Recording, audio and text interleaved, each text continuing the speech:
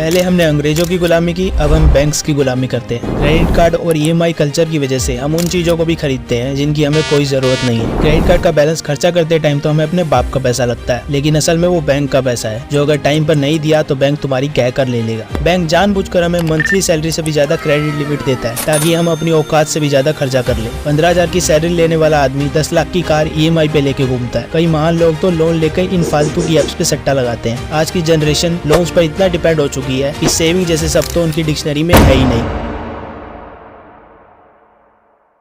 नमस्कार दोस्तों, मैं आपको ये ज्ञान देने नहीं आया हूँ कि लोन मत लो, लोन बुरी चीज है, लोन आपको बर्बाद कर देगी वगैरह वगैरह। इनफैक्ट लोन को अगर स्मार्टली यूज किया जाए तो लोन एक वरदान से कम नहीं है। दुनिया में बड़े बड़े अमीर लोग लोन लेते हैं। इनफैक्ट वो अपने ज्यादातर काम लोन लेकर ही करते हैं, इसलिए लोन लेने में कोई बुराई नहीं है। लेकिन आज के टाइम पे लोन और क्रेडिट कार्ड इतनी आसानी से मिल जाते हैं कि आजकल हर कोई बंदा लोन लेकर घूम रहा है, वो भी बिना किसी प्रॉपर नॉलेज के। इमेजिन करो कि एक 18 साल का बच्चा है जिसको किसी लोन ऐप ने बिना किसी इनकम प्रूफ के 5-6 हजार का लोन दे दिया और उस लड़के ने उस पैसे को फ्री का माल समझ के पार्टी वगैरह में खर्च भी कर दिया। और अमाउंट बहुत थोड़ा था, इसलिए उसने ट्यूशन फीस, स्कूल फी और अपनी पॉकेट मनी वगैरह से उस लोन को भर दिया। लेकिन अब उसको ये पता चल गया कि अगर मेरे पास पैसे ना हो या फिर मेरे माँ बाप मुझे पैसे ना दें तो मैं यहाँ से पैसे ले सकता हूँ। और धीरे धीरे उसकी लोन लेने की आदत बढ़ती गई और फिर उसने लोन पर आईफोन भी खरीद लिया, कुछ टाइम बाद बाइक भी खरीद ली और पहली जॉब लगने के बाद उसने होम लोन भी ले लिया। अब वह लोन की ईएमआई के चक्कर में इतनी बुरी तरह फंस चुका है कि उसकी सैलरी से भी ज्यादा ईएमआई हो चुकी है और अब उसको ईएमआई को भरने के लिए भी लोन लेना पड़ता है। और ये कहानी भारत के हर तीसरे मिडिल क्लास घर की है। महात्मा बुद्ध ने कहा था, इच्छा ही दुखों का कारण है। हम लोग अपनी इच्छाओं को पूरा करने के लिए ही लोन लेते हैं और जब उसकी ईएमआई भरने का टाइम आता है तब हमें दुख होता है।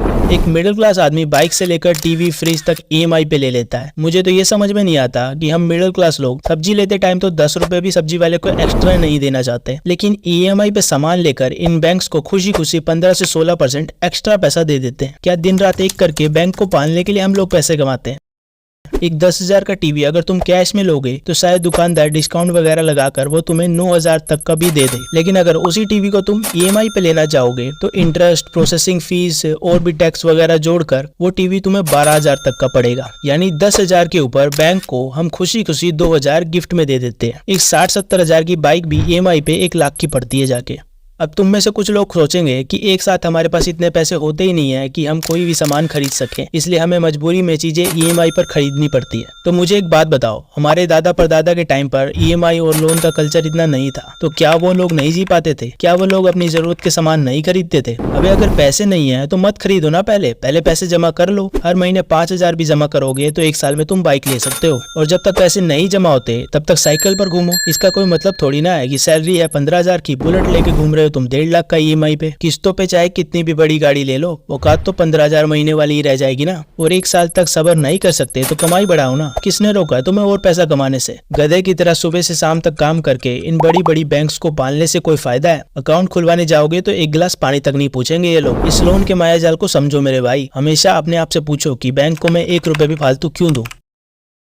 अगर लोन ले रहे हो तो हमेशा ध्यान रखो कि अगर 20% इंटरेस्ट पे बैंक से लोन ले रहे हो, उस लोन के पैसे से कोई ऐसी चीज खरीदो जो तुम्हें पैसा कमा कर दे। रिच डैड पुअर डैड के ऑथर रॉबर्ट कियोसाकी भी कहते हैं कि बैंक से लोन लेकर लायबिलिटीज नहीं, एसेट्स खरीदने चाहिए। यानी जितना तुम बैंक को ब्याज दोगे उससे ज्यादा तुम्हारी उस लोन के पैसे से कमाई हो जानी चाहिए। ये जो अमीर लोग होते हैं ये लोग भी बैंक से लोन लेते हैं, लेकिन ये लोन का पैसा बिजनेस में लगाते हैं और अपने बिजनेस को और बड़ा करते हैं ताकि उनका बिजनेस और प्रॉफिट जनरेट कर पाए। लोन को हमेशा एसेट्स खरीदने के लिए इस्तेमाल करो, तभी लोन लेने में मजा आएगा। अब कई अकल से पैदल लोग सोचेंगे कि लोन लेकर इन सट्टा लगाने वाली एप्स में सट्टा लगा दूंगा और 10 का 20 बनाकर ईएमआई भी भर दूंगा और प्रॉफिट भी कमा लूंगा। तो भाई कुएं में कूद जाना, लेकिन कभी भी लोन लेकर सट्टा मत लगाना। चाहे तुम्हारे जीतने का चांस 90% भी क्यों ना हो। जीते जी नर्क देखना हो तो ही सट्टा खेलना, वरना मत खेलना। आज 1,000 जीत गए, कल 2,000 हार गए, भाई इसका कोई मतलब नहीं है। इन चक्करों में मत पड़ो। ट्रेडिंग, बैटिंग, फैंटेसी गेम, इन सब में आज तक सिर्फ एक आदमी ने ही पैसा कमाया है, वो है सट्टा खिलवाने वाली ये बड़ी बड़ी कंपनीज। तो अगर लोन लेकर गैम्बलिंग की दुनिया में कदम भी रखना चाहते हो तो सट्टा खेलने वाले नहीं, सट्टा खिलवाने वाले बनो।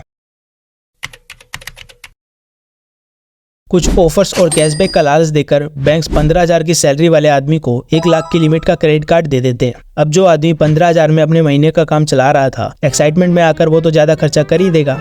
और बैंक वालों को ये बात पता है। इसलिए मान लो कि अगर तुमने 50,000 का खर्चा क्रेडिट कार्ड से कर दिया, तो अब जब क्रेडिट कार्ड का बिल जनरेट होगा तो ये बैंक वाले तुम्हें बिल के साथ एक मिनिमम ड्यू अमाउंट भी भेजेंगे, जिसका मतलब है कि अगर तुम्हारे पास 50,000 पूरे पैसे नहीं है देने के लिए, तो 2500 रुपए का मिनिमम ड्यू पेमेंट कर दो, फिर तुम्हें लेट पेमेंट चार्ज नहीं लगेगा। अब सुनने में तो कितना अच्छा लग रहा है कि चलो 50,000 नहीं है तो 25,000 देकर अपना काम चला लेते हैं। यही तो इन बैंक्स की ट्रिक है। ये आपसे लेट पेमेंट के चार्जेस नहीं लेंगे अगर 2500 रुपए मिनिमम ड्यू दे दोगे तो, लेकिन 50,000 में से 2500 काट के जो 47,500 रुपए बचे, उस पे ये लोग 35 से 40% एनुअल इंटरेस्ट चार्ज करेंगे। यानी 50,000 का बिल पूरा पे करने में आपको 9 साल का टाइम लग जाएगा अगर हर महीने सिर्फ मिनिमम ड्यू पे करते रहे तो। इसलिए इसका सिंपल सा सोल्यूशन है कि अगर आपका अपने खर्चे पर कंट्रोल नहीं है तो क्रेडिट कार्ड तोड़ के फेंक दो। ये चीज आपके काम की नहीं है। अगर आप डिसिप्लिन से क्रेडिट कार्ड केवल ऑफर्स और कैशबैक के लिए यूज करोगे तो आपको बस एक रूल याद रखना है कि कभी भी अपनी कमाई से ज्यादा क्रेडिट कार्ड से खर्चा नहीं करना है।